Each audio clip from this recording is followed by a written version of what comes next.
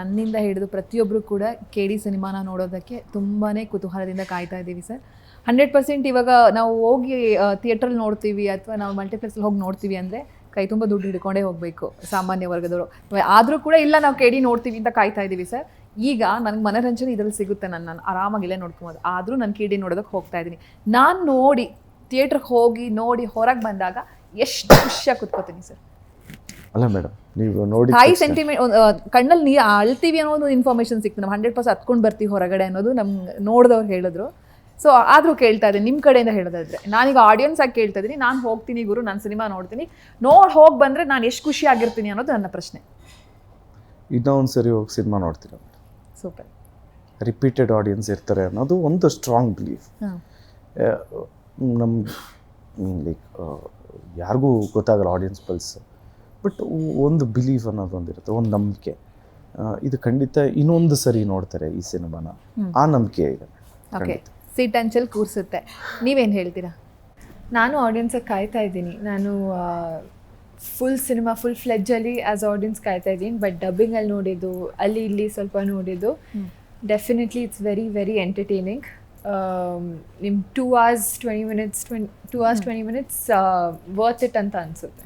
Okay, ನೀವು hero ಆಗಿ sir ನೀವೊಂದು ಮಾತು ಹೇಳಿದ್ರೆ, ನಾನು ಹೀರೋ ಅಲ್ಲ ಈ ಸಿನಿಮಾದು, ನಮ್ಮ ಡೈರೆಕ್ಟರ್ ಹೀರೋ ಅಂತ ಒಂದು ಮಾತು ಹೇಳ್ತೀರಾ ಸರ್. ಅವ್ರ ಬಗ್ಗೆ ಮಾತಾಡಲಿಲ್ಲ ಅಂದರೆ ಅದು ಕಂಪ್ಲೀಟೇ ಆಗಲ್ಲ. ಯಾಕಂದರೆ ಎಲ್ಲರನ್ನ ಡೈರೆಕ್ಟರ್ ಜಾಬ್ ತುಂಬ ಕಷ್ಟ. ಎಲ್ಲರನ್ನ ಹ್ಯಾಂಡ್ಲ್ ಮಾಡಿ ಅವರನ್ನು ಈಗ ಸ್ಟಾರ್ಗಳೆಲ್ಲ ಬಂದಾಗ ಅವ್ರನ್ನೆಲ್ಲರನ್ನೂ ಕೂಡ ಕಂಟ್ರೋಲ್ ಮಾಡಿ ಇದನ್ನು ಮಾಡಿ ಇದು ಮಾಡಿಸಿ ಅಂತೆಲ್ಲ ಹೇಳೋದು ತುಂಬ ಕಷ್ಟ ಇರುತ್ತೆ. ನಿಮ್ಮ ಡೈರೆಕ್ಟರ್ ಬಗ್ಗೆ ಹೇಳೋದಾದರೆ ಸರ್?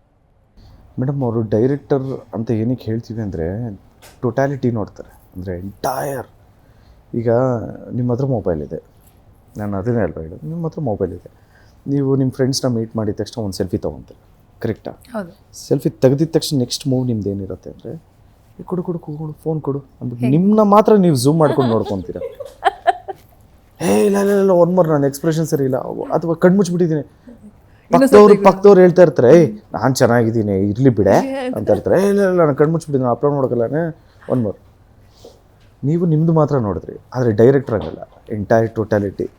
ಇವ್ರು ಕಣ್ಣು ಮುಚ್ಚಿಬಿಟ್ಟಿದ್ರೆ ಓಕೆ, ಬ್ಯಾಕ್ಗ್ರೌಂಡ್ ಏನು, ಓಕೆ ಇದಕ್ಕೆ ಸ್ಕ್ರೀನ್ ಪ್ಲೇಗೆ ಇದು ಈ ಎಕ್ಸ್ಪ್ರೆಷನ್ ಕರೆಕ್ಟಾ, ಇಷ್ಟು ಕರೆಕ್ಟಾ ಅಂತ ನೋಡಿ ಆಲ್ರೆಡಿ ಅವ್ರಿಗೆ ಕತೆ ಗೊತ್ತಿರೋದ್ರಿಂದ, ಆ ಪಾತ್ರ ಹಿಂಗೆ ಅಭಿನಯಿಸ್ಬೇಕು ಅಂತ ಗೊತ್ತಿರೋದ್ರಿಂದ ಅವ್ರು ಹೇಳ್ದಂಗೆ ಮಾಡಿದ್ರೆ ಸಾಕು ಅನ್ನೋದು ನಮಗೆ ಎಲ್ಲರಿಗೂ ವಾಲಂಟಿಯರಿಗೆ ಇಲ್ಲ ಡೈರೆಕ್ಟ್ರ್ ಏನು ಹೇಳಿದ್ರು ಸಾಕಪ್ಪ, ಅಷ್ಟು ಮಾಡಿದ್ರೆ ಸಾಕು, ಬಿಕಾಸ್ ಅವ್ರು ಕ್ಲಿಯರ್ ಆಗಿದ್ದಾರೆ ಅಂತ ಆ ನಂಬಿಕೆ ಬರೆಸ್ಬೇಕು ಅಂದ್ರೆ ಅವರು ಕರೆಕ್ಟಾಗಿ ನಮಗೆ ನಂಬಿಕೆ ಬರೋವಂಥ ಕಾನ್ಫಿಡೆಂಟಾಗಿ ಇದಿಷ್ಟೇ ಮಗ ಅಂತ ಹೇಳಿದಾಗಲೇ ಬರೋದು.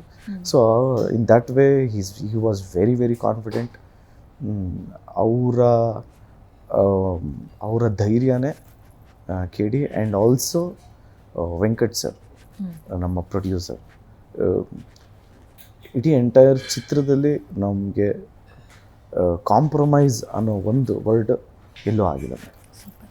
ನೀವು ಸರ್ ಬಗ್ಗೆ ಮಾತಾಡೋದಾದ್ರೆ, ಪ್ರೇಮ್ ಸರ್ ಬಗ್ಗೆ ತುಂಬ ಚೆನ್ನಾಗಿ ಹೇಳಿದ್ದಾರೆ. Is an allrounder. ನಾನು ಏಕಲವ್ಯಲ್ಲಿ ಕೆಲಸ ಮಾಡಿರೋದ್ರಿಂದ ನಂಗೆ ಗೊತ್ತಿತ್ತು ಹೇಗೆ ಅವ್ರ ಡೆಡಿಕೇಶನ್ ಏನು ಅಂತ. No one can match his dedication. Like ತುಂಬ ಎಲ್ಲರನ್ನ ಕನ್ಸಿಡರ್ ಮಾಡ್ತಾರೆ, ಎಲ್ಲರನ್ನ ಪ್ರತಿಯೊಂದು ಡೀಟೇಲ್ಸ್ ಫೋಕಸ್ ಮಾಡ್ತಾರೆ. ಆ್ಯಂಡ್ ಆ್ಯಸ್ ಅನ್ ಆ್ಯಕ್ಟರ್ಸ್ ನಾವು ಇವಾಗ ಕಂಪ್ಲೀಟ್ಲಿ ಡಿಪೆಂಡೆಂಟ್ ಆನ್ ಸರ್. ಯಾಕಂದರೆ ನಮ್ಗೆ ಗೊತ್ತಿತ್ತು ಅವರು ಪ್ರತಿಯೊಂದು ಡೈಲಾಗು ಹೇಳಿಬಿಟ್ಟು ನಮ್ಗೆ ತೋರಿಸ್ತಿದ್ರು ಹೇಗೆ ಅಂತ.